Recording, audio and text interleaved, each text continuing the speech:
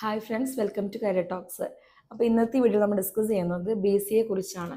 BCA എന്ന് പറഞ്ഞു കഴിഞ്ഞാൽ ബാച്ചിലർ ഓഫ് കമ്പ്യൂട്ടർ ആപ്ലിക്കേഷൻ. അപ്പോൾ ഈ ഒരു കോഴ്സ് എടുക്കാൻ വേണ്ടിയിട്ടുള്ള ഒരു ക്വാളിഫിക്കേഷൻ എന്ന് പറഞ്ഞു കഴിഞ്ഞാൽ നമുക്ക് +2 ആണ്. +2 ഏത് സ്ട്രീം, എനി സ്ട്രീമാണ് ഇതിൻ്റെ ഒരു ക്വാളിഫിക്കേഷൻ പറയുന്നത്.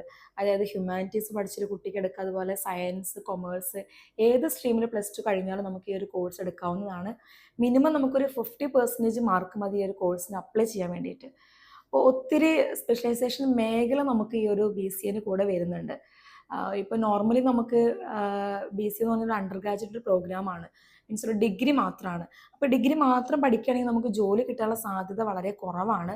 അപ്പോൾ അതിൻ്റെ കൂടെ നമുക്ക് ഈ പറയുന്ന പോലെ ഒരു ആഡ് ഓൺ കോഴ്സ് ഒന്നുമില്ലെങ്കിൽ നമുക്ക് ഏതൊരു സ്പെഷ്യലൈസേഷൻ മേഖലയിലേക്ക് നമുക്ക് പോവുകയാണെങ്കിൽ കുറച്ചുകൂടി ബെറ്റർ ആയിട്ട് നമുക്ക് ജോലി 100% നമുക്ക് സെക്യൂർ ആക്കി വെക്കാൻ പറ്റും.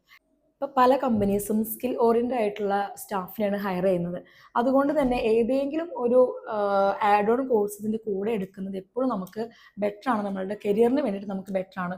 ഒത്തിരി മേഖലകൾ നമുക്ക് വരുന്നുണ്ട്. ഇപ്പോൾ മോസ്റ്റായിട്ട് കൂടുതലായിട്ട് വരുന്ന ഒരു ആഡ് ഓൺ കോഴ്സ് എന്ന് പറഞ്ഞു കഴിഞ്ഞാൽ AI ആണ്. AI ആൻഡ് ML, അതായത് artificial intelligence and machine learning. ഇപ്പോൾ ഇനി വരുന്ന കാലഘട്ടങ്ങളൊക്കെ കൂടുതലായിട്ട് ഓപ്പർച്യൂണിറ്റീസ് വരുന്ന ഒരു കോഴ്സും കൂടിയാണ്. അപ്പോൾ BCAയുടെ കൂടെ തന്നെയാണ് നമ്മളത് പഠിക്കുന്നത്. 3 വർഷത്തെ കോഴ്സാണ് നമുക്ക് ഈ ഡിഗ്രി കോഴ്സ് എന്ന് പറഞ്ഞു കഴിഞ്ഞാൽ. അപ്പോൾ നിങ്ങൾക്ക് കിട്ടുമ്പോൾ സർട്ടിഫിക്കറ്റ് കിട്ടുമ്പോൾ ഈ BCAയുടെ സർട്ടിഫിക്കറ്റ് പ്ലസ് നമുക്ക് ആഡ് ഓൺ കോഴ്സ് സർട്ടിഫിക്കറ്റും കൂടി നമുക്ക് ഇതിൻ്റെ കൂടെ കിട്ടും. AI ML മാത്രമല്ല, ഒരുപാട് മേഖലയിൽ വരുന്നുണ്ട്. അതിലൊന്നാണ് നമുക്ക് ethical hacking and cyber security, അതുപോലെ big data analytics, data science, gaming, animation, ഇതുപോലെ ക്ലൗഡ് കമ്പ്യൂട്ടിങ്, ഇങ്ങനെ ഒത്തിരി സ്പെഷ്യലൈസേഷൻ മേഖല നമുക്ക് ഈ BCAയുടെ കൂടെ നമുക്ക് ചെയ്യാവുന്നതാണ്. കേരളത്തിൽ ഇപ്പോൾ കൂടുതലായിട്ട് ആഡ് ഓൺ പ്രോഗ്രാംസ് ഒക്കെ കൊണ്ടുവന്നിട്ടുണ്ട്.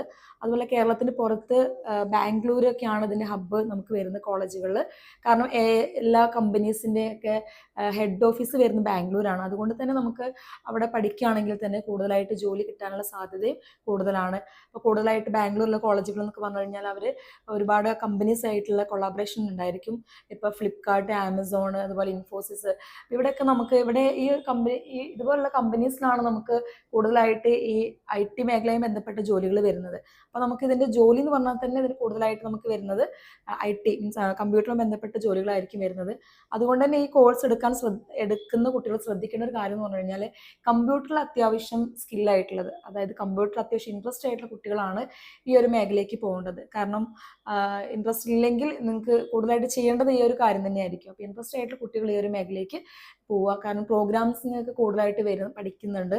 പ്രോഗ്രാം C++, ഇപ്പോൾ അഡ്വാൻസ്ഡ് ആയിട്ടുള്ള വരുന്ന പ്രോഗ്രാം ജാവയൊക്കെയാണ് ഇതിനകത്ത് കൂടുതലായിട്ട് പഠിക്കുന്നത്. പിന്നെ കുറച്ച് മാത്സ് വരുന്നുണ്ട്, അത് ബേസിക് ആയിട്ടുള്ള മാത്തമാറ്റിക്സ് മാത്രമേ വരുന്നുള്ളൂ.